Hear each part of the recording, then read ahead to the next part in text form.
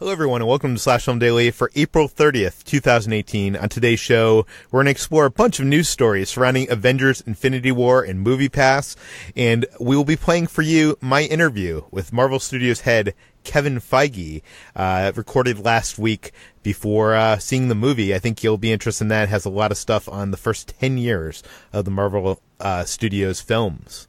And HT is back from the Tribeca Film Festival. HT, how was it? It was a lot of fun. I saw a handful of movies, about 10 movies total, and it was kind of a mixed bag, but I really enjoyed several directorial debuts that surprised me. Like Karen Gillan had her directorial debut with The Party's Just Beginning, and it was very impressive. Speaking of Karen Gillan, we'll be talking a bit about the Avengers today because it's the aftermath of Avengers Week. Yeah, our whole, it seems like news, all people want to talk about and want to read about is Avengers Infinity War. So if you're not interested in Avengers Infinity War, you could probably tune out now. But we have a lot of interesting things coming up. Let's jump into the news, and let's start off with the opening weekend. As we were approaching the opening weekend of Avengers Infinity War, people were saying the early projections were that it was not going to beat Star Wars The Force Awakens to become the biggest movie of all time, but it seems like it has. HT, tell us about it. So, Avengers Infinity War has shattered box office records for the all-time opening weekend. So, Avengers Infinity War raked in $630 million worldwide, besting Fate of the Furious for the worldwide record of which previously was $541.9 million, and definitely beating out Star Wars The Force Awakens for the biggest domestic opening in history. Force Awakens previously had it at $248 million, whereas Infinity War came in with $258. So it's beaten records all over the place and may yet beat Force Awakens all-time total domestic run. And as of now, Infinity War has already surpassed the total domestic runs of 6 Marvel films, including The Incredible Hulk, Captain America the First Avenger, Ant-Man, Thor, Thor the Dark World, and Doctor Strange. And as of the reports from this weekend, it was just shy of Captain America the Winter Soldier's $259 million. But as Monday's numbers come in, we may expect that Captain America sequel to be added to the list as well. Now, what do you guys think? Coming off of Infinity War, do you think more people are going to see Ant-Man and the Wasp than saw the original Ant-Man? Or are people going to see this movie and see the advertising? You know, we haven't really seen the main marketing campaign for it kick in. I think that kicks in starting tomorrow.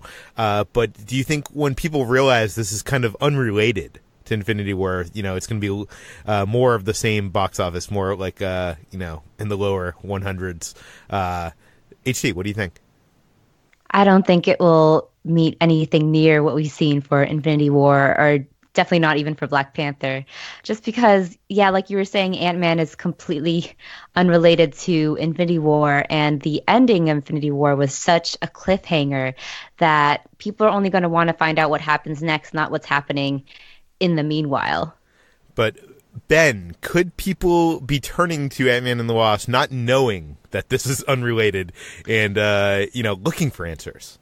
That's definitely possible. I've also seen a lot of speculation online, or not necessarily speculation, but just chatter, I guess, online of people talking about how they're actually looking forward to Ant-Man and the Wasp as sort of like an after-dinner mint kind of thing after Infinity War, where it's like they know it's going to be sort of a nice palate cleanser instead of something with such epic stakes. So I don't know. I mean, I agree with HT. There's no way that's going to translate into huge box office. I think it's going to be more in line with, something like the first Ant-Man. But yeah, I don't know how much the being tricked into thinking that this is a true Infinity War sequel element is really going to factor in here.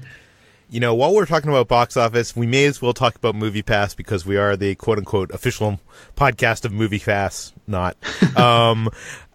There's been some changes right before Infinity War hit theaters, which I think some of these are related. Ben, tell us about the first of these changes. Yeah, so MoviePass, as most people know, has been really blowing up over the past 6 months or whatever it's been, because they have offered subscribers the chance to see one movie per day in theaters for a monthly cost of $9.95. And now it seems like things are changing on MoviePass's end. So in a recent interview with a Hollywood Reporter at CinemaCon, the CEO of MoviePass, Mitch Lowe, was asked if the company will ever offer the one movie a day option again. And he said, I don't know. So this option has now been removed for new subscribers. Obviously, if you've already signed up for that, you've sort of been grandfathered in. But in terms of new subscribers, on April 13th, MoviePass instituted this new promotion in which people can only see 4 movies a month instead of one movie per day, but they also get the iHeartRadio All Access package, which we all want, right? We all need that. Yes, a vital piece of entertainment right there. But yeah, so MoviePass CEO Mitch Lowe said, we just always try different things. Every time we try a new promotion, we never put a deadline on it.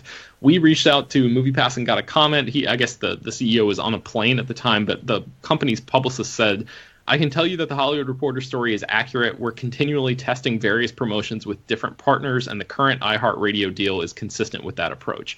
So it seems like the one movie a day deal, which was part of what made MoviePass so attractive to so many people in the first place, is really it's being taken off the table, and it's not clear whether or not that's ever going to come back. Now, this is interesting because I feel like when people signed up for MoviePass, they're like, oh, I'm going to see so many movies in the theater with this. I'm going to see 30 movies, one movie a day. And I feel like most people end up seeing like less than one movie a week. I know I, probably use my MoviePass to see like 2 to 4 movies a month, which might be more than most. But I'm still making my money back because a movie in LA is like $15 and the MoviePass I'm paying, $9.99. Do you guys, would this deter you from signing up for MoviePass if you only got 4 movies a month? Ben. I mean, I have not signed up for it, but I guess I feel like I'm in a weird bracket here because I get to see so many press screenings. I mean, if I was just a quote-unquote normal person, like a listener to this podcast, for example, I would definitely have already signed up for MoviePass by now.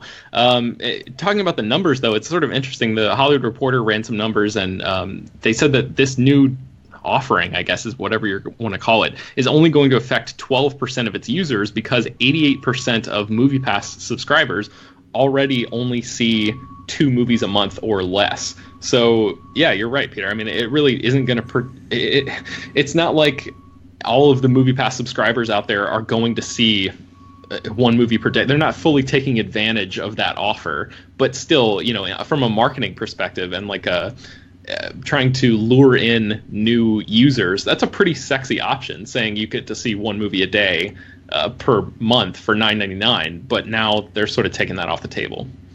Chris, how about you?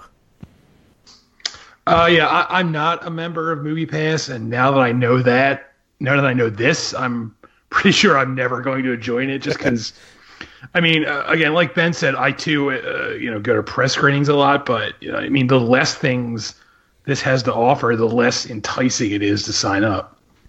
HT, you are a MoviePass subscriber. Does this scare you away?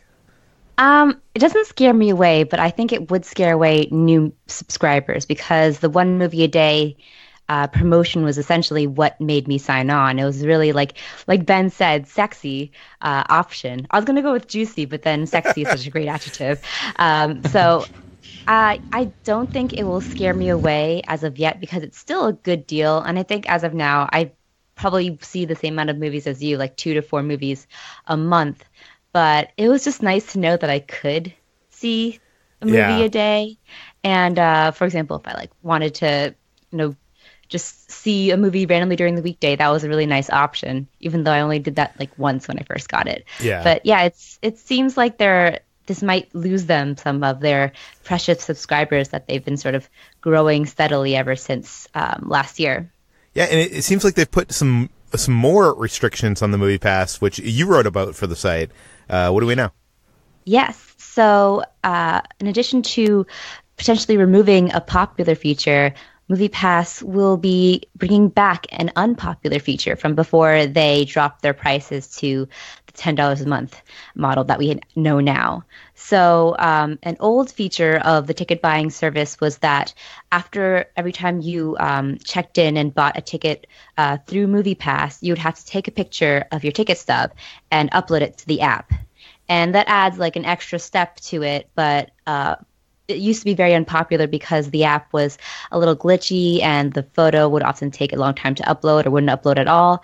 But now MoviePass is rolling out some beta testing for it, essentially putting it out to like a majority of their subscribers. We don't really know how many, and essentially saying if you don't participate in this picture taking part of the process, then your account will be terminated, which is very, very finite sort of language. It's very intimidating. I actually have not received this feature yet. I thought I would because I hadn't used my MoviePass in a while and loaded it up again, but I still was able to purchase a movie ticket this weekend without having to take a picture. Although I know both my parents who are on MoviePass have had to use this photo option, which confused them quite a bit. It seems like it's also an added option that MoviePass is kind of rolling in is that you can only see a movie once. So this isn't a testing phase. This is an overall feature that they're instituting in that if you try to see a movie again at the theater, it will not allow you to check in or buy a ticket for it because you've already seen it through the app. Yeah, no, I saw this pop up over the weekend, probably right before Infinity War, which I think is no coincidence that they institute a feature right before, the biggest movie of the summer hits theaters, basically telling you, before you could see the movie once a day for 30 days if you wanted to. And now, once you've seen Infinity War in the theater, I'm looking at my app right now and it has all my screenings blurred out. Says you've already seen this movie and doesn't allow me to choose any of them. So that's kind of interesting, and I think that's probably them anticipating the summer movie season and Infinity War in particular. So that's kind of interesting. It'll be interesting to see. I keep on saying interesting. Too many interestings. But I'm wondering how this will affect people who have signed up, because a lot of people. I think like you, HT, you signed up for like a year or something, right? Mm-hmm. Yeah, I did the year-long one. Mm-hmm. Yeah, so it's like people signed up for this for a year thinking that they would get to see, movies multiple times and, without all these restrictions. And now it seems like MoviePass is adding these restrictions, which I'm sure in their rules and disclaimers and stuff probably allows them to, but it's just kind of shitty. But let's move on to some spoiler stuff for Avengers Infinity War. So if you have not seen the movie, I would say, pause this, come back to it after you've seen it. Don't be like our friend Bianca, who listened to our spoiler-filled episode on Friday without having seen the movie, because that is... I can't believe that someone would do that. And admit it. Bianca, what are you doing? Okay, anyways, let's move on to some spoiler stuff. There is a major character from the MCU that was recast for Infinity War, and you saw him on the screen. Chris, you wrote about it for the site. What do we know? So midway through Infinity War, Thanos and Gamora, they go to retrieve the Soul Stone, and it turns out the person guarding the Soul Stone is the Red Skull from Captain America, the First Avenger. And I remember when I was watching the film, I was very surprised about this because, for one, I hadn't heard the character was going to be in the film. And for another, I was wondering if it was actor Hugo Weaving who played the Red Skull in the First Avenger, specifically because I remembered that Hugo Weaving has gone on record as saying he really did not want to come back for more Marvel movies. He's pretty much done with them. And turns out it's definitely not him. It's an actor named Ross Marquand. I'm probably pronouncing his name wrong, but he's appeared on The Walking Dead and he played that character in a brief cameo. And I guess it makes sense because, the character's face isn't very clear, so you can probably get anyone to play him. But I did really think for a brief moment that maybe they had gotten Hugo Weaving back. But no, the answer is they did not. We talked about a little bit about this on Friday, speculating on if this appearance from Red Skull is maybe a setup for, something in Avengers 4. Chris, what do you think? Do you think this is just like a fun thing to have since, he was the holder of the Cosmic Cube, or do you think this is a setup for something more? It definitely could be. I could see it going both ways. I could see it being a quick throwaway thing, but I could also see it being, they already have the character back now. Why not give him more to do? So I think it's like a 50-50 thing. It could go either way. Let's move on to another cameo of sorts, and that is a character from Arrested Development appears in Avengers Infinity War. Ben, you wrote this up for the site. Where can we find a character from Arrested Development? Yes, so in the scene in which Gamora and Star-Lord, Drax, and Mantis confront Thanos on Nowhere, they are at the Collector's Museum, and in the background, in the Collector's collection, apparently in one of the cages, you can see who is supposed to be Tobias Funke from Arrested Development. So for those who don't know, the Russo brothers, Anthony and Joe Russo, the directors of this film, directed the pilot of Arrested Development and a handful of episodes of that comedy show back when it was on Fox. And Tobias Funke is the character who is played by David Cross on the show. He is painted completely blue. That's a plot point in Arrested Development, so he looks sort of like an alien, and I guess that's how they were able to sort of blend him into the background of Avengers Infinity War. I actually did not see him. I didn't notice this cameo the first time I saw it. I'm gonna have to keep my eyes peeled when I go back and check it out again. Did any of you happen to see this in the background? I did not see it, but I did notice at the end of the credits for Avengers Infinity War, like in the section where it like thanks people, it was like thanks to who owns Arrested Development, whatever network, for a character from Arrested Development. And I was like, what? Yeah. So I read the story before I went in to see Infinity War, and I actually had my eyes peeled for him, but it must have been such a short blink and you'll miss it moment because I completely did not see him. Oh, man. Yeah, so it's sort of interesting. Chris, did you notice him? I did not, and I remembered seeing that photo months ago, and I think at the time I and most other people assumed it was maybe like a deleted scene from Guardians 2 or something like that, but I definitely did not catch it in Infinity War.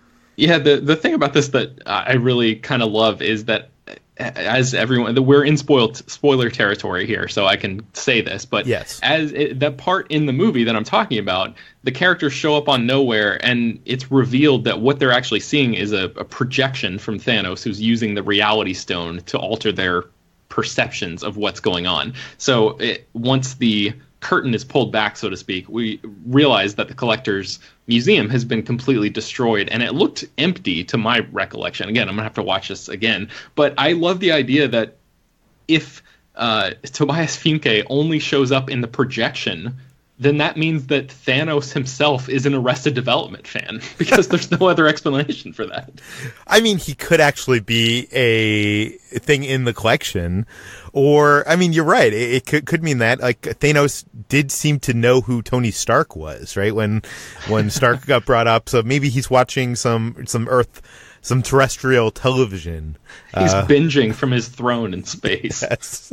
Let's move on to our last news story, and that is that Avengers 4, the title, we still don't know what it is, but we're getting a couple hints about what it could be. HT, what do we know? So, the Avengers 4 title has not officially been revealed yet, and probably won't be officially revealed until well into 2019, the year that Avengers 4 does come out. But Joe and Anthony Russo, the directors of Infinity War and of Avengers 4, have given us a little hint at the title for it, saying that we do have a name for it, we're just not announcing it. I think we came to that name fairly early in the development process. It speaks to the heart of the story. So whatever the heart of the story is, you can theorize and speculate all you want, and that will be the title of Avengers 4. And it has been kept under a tight lid for the majority of this process, and we've heard some hints as well from the screenwriters, Marcus and McFeely, who didn't really talk to the title of Avengers 4, but said that it would be bigger and better than anything we saw in Infinity War. HT, do you have any guesses? Well, this is a spoiler territory, so I'm going to say Avengers: The Leftovers. Yeah, I actually made that joke on Friday, because that end credit scene is so reminiscent of that opening from The Leftovers. And then there's the Carrie Coon casting, and also, the whole premise of The Leftovers is the ending of Avengers: Infinity War. So it was like, I feel like they definitely cast Carrie Coon for a reason for that. It's funny. Everybody on Earth is like, the God-fearing people believe that it's the Rapture, but no, it was Thanos. Yeah, maybe. This is the prequel to The Leftovers. They're gonna bring Damon Lindelof on to help with Avengers 4. And for our feature presentation, I'm going to play for you my interview with Marvel Studios head Kevin Feige. I recorded this last week before I got to see Avengers: Infinity War, so there's no real spoilers in here, but I think Kevin talking about the first 10 years of the Marvel Cinematic Universe and what led up to this is pretty interesting, and I think you'll get a kick out of it. How's it going? Good, how are you? Very good. Now, this has been a long, wild ride, this whole thing. Are you talking about the junket today, or are you talking 10 years AFC? Oh, okay. All right. Because just watching your, Slapstone Is that started a breakout shirt you've got on? That's yeah, awesome. Yeah. But just like, I was there at Comic-Con the first year and watching this whole thing happen. Which one, in 2006? Or with Iron Man? No, in the footage. Yeah. So 7. So I wasn't there in 6. Yeah. There's been a lot of looking back at these first 10 years. I realize you're not going to be able to say anything about Infinity War. So I thought instead I would ask you questions you can answer, like, great. What is the end of Avengers 4? Well, that I can definitely talk about. Okay, no. Looking back at the last 10 years, I wanted to ask you kind of a hard question, if you can answer it, is it's been very successful, but what about it would you have changed if you could? A lot of people ask me that today really? For some reason. And the answer is, in terms of, we could sit down and watch any movie we've made together, and I'll cringe at certain things, and I'll go, oh my god, I can't believe we did that, or look at, I wish we had done this instead or that instead. That's the minutia level, and I don't envision us doing special editions to change any of those things or anything like that. But that's just the nature of working on something for so long, and then at a certain point you just have to send it out into the world. In terms of big picture, and looking at this Infinity War poster and all these cast members and all their costumes and all their looks and all their storylines that have brought us to this point, and I'm unbelievably proud of all of them, every single one of them. So I think in big picture ways, I wouldn't change anything. There's a costume here or there, or a look of a character. I go back and look at Chris Hemsworth's eyebrows that we dyed blonde in the first Thor movie and go, what the hell? Why did we do that? But for the most part, it's been.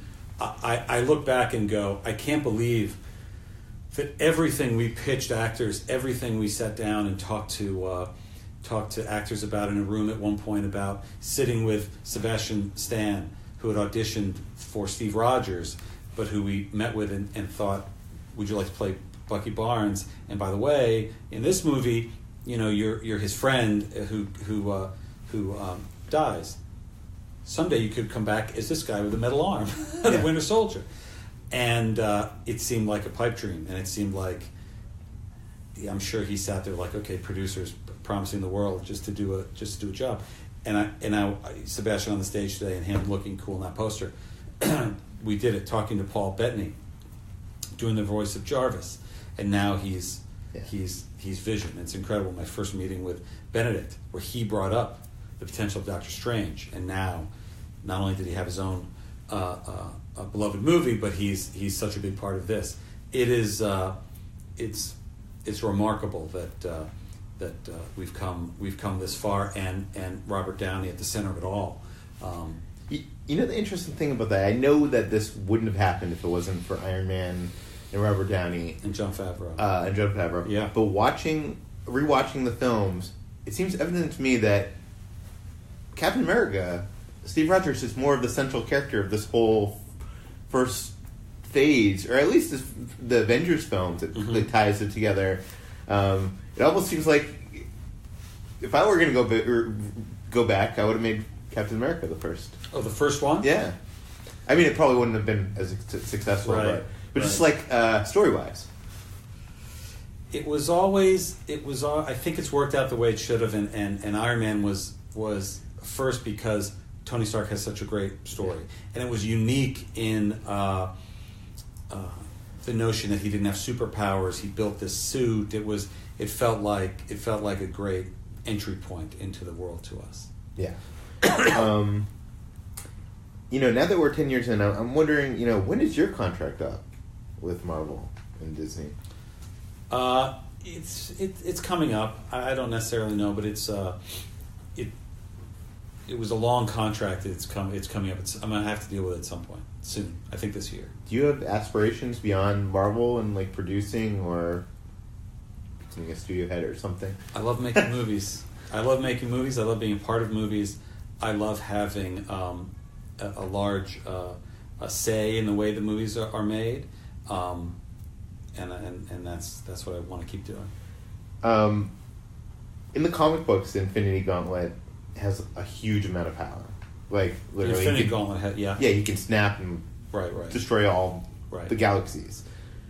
In this movie, we haven't seen it yet, but can you talk about kind of managing that overpowered device? Like, is it brought down a little bit, or do you know what I mean? Like, how do you manage something that is all that powerful and one flip of a switch? You'll see. I mean, it's extremely powerful. How he wields that power, how many of the stones he gets to keep growing in the power is what remains to be seen. But he is in our film, he is driven to a single purpose, and he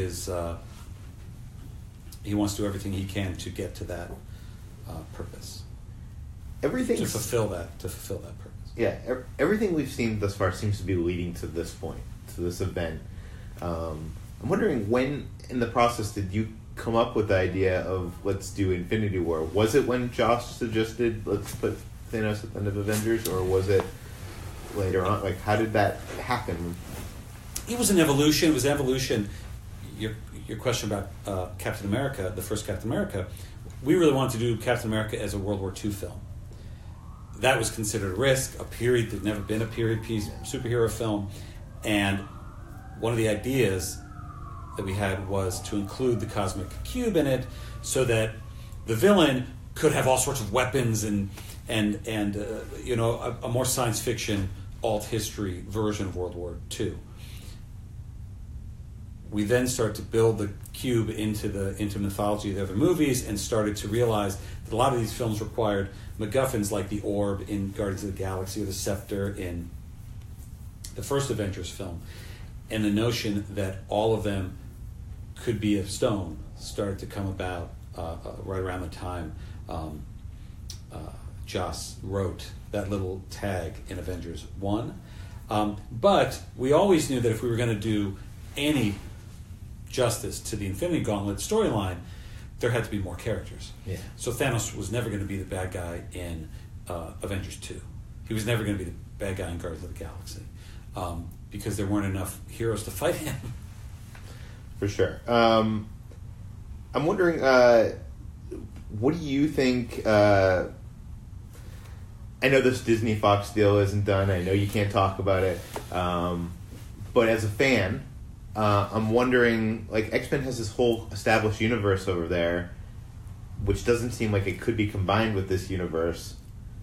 How would that work out? Would it have to be rebooted, or could it be combined? What are your thoughts? I honestly, you're right. It's not it's not just not being able to talk about it. There's nothing to talk about. Yeah. It's not. They're still making movies. Yeah. It's we've been, told no uncertainty until you get a phone call saying it's done. You can start thinking about it. We have enough to think about. You made me think about Thanos, and when we started doing Infinity War, it was about 5 years ago, where we said we could culminate all of this in the Thanos story, and it would take 2 movies to do that. And we're still in the midst of that. We're still in the midst of delivering on that. It's interesting too, because since Avengers, I feel like all the fans knew that this is where we're eventually going to head.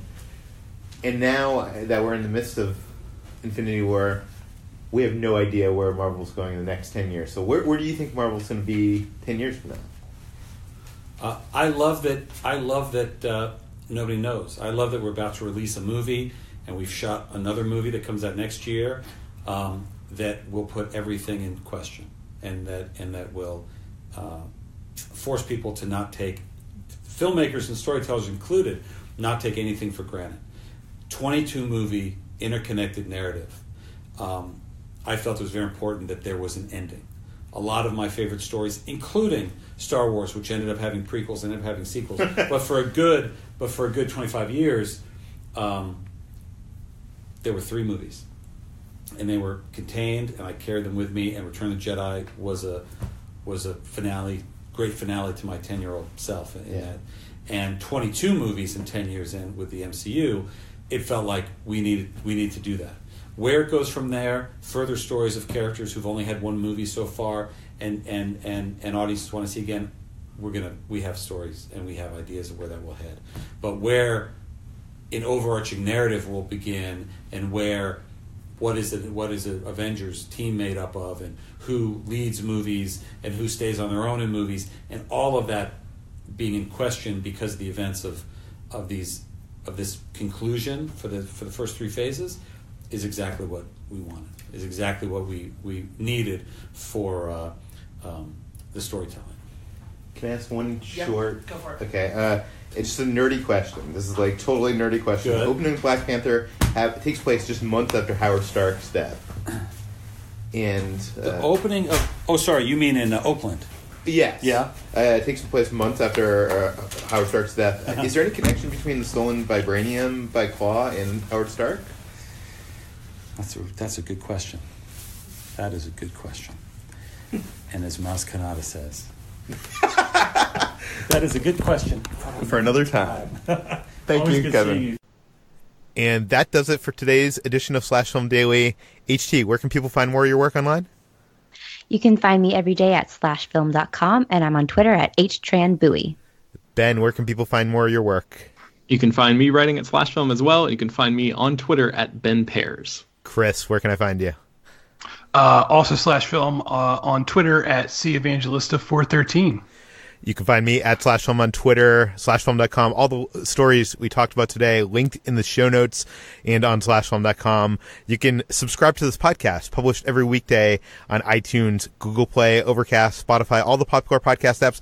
Please, if you have a question, comment, concern, send it to us at peter@slashfilm.com. And please go rate and review this podcast on iTunes. Tell your friends, spread the word. We'll see you tomorrow.